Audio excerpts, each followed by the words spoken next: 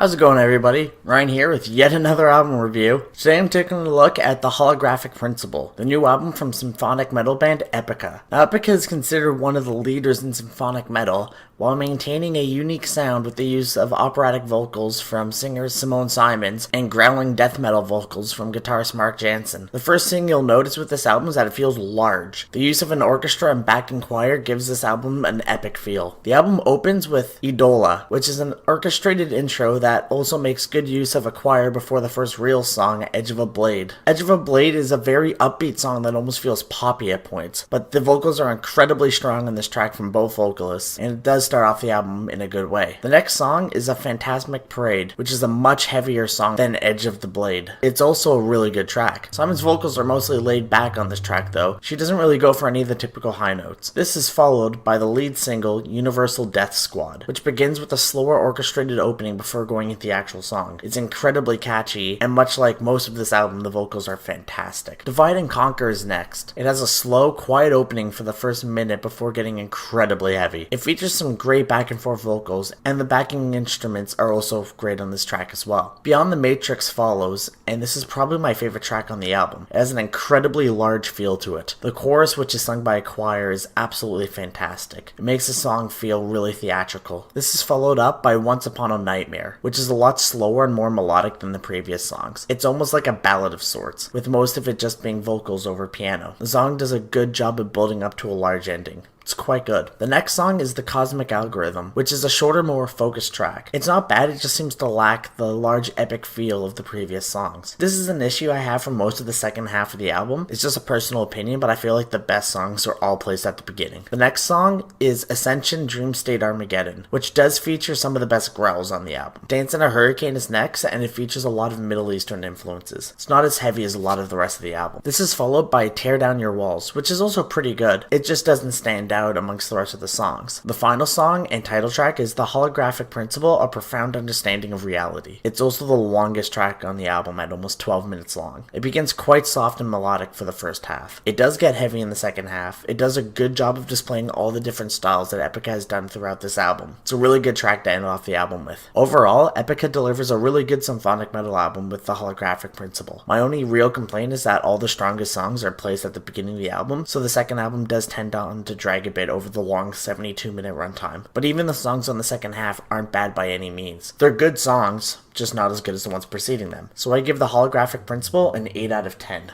Now, if you want more metal and rock videos quite like this one, feel free to like this video and subscribe to our channel. All the support helps. Cheers!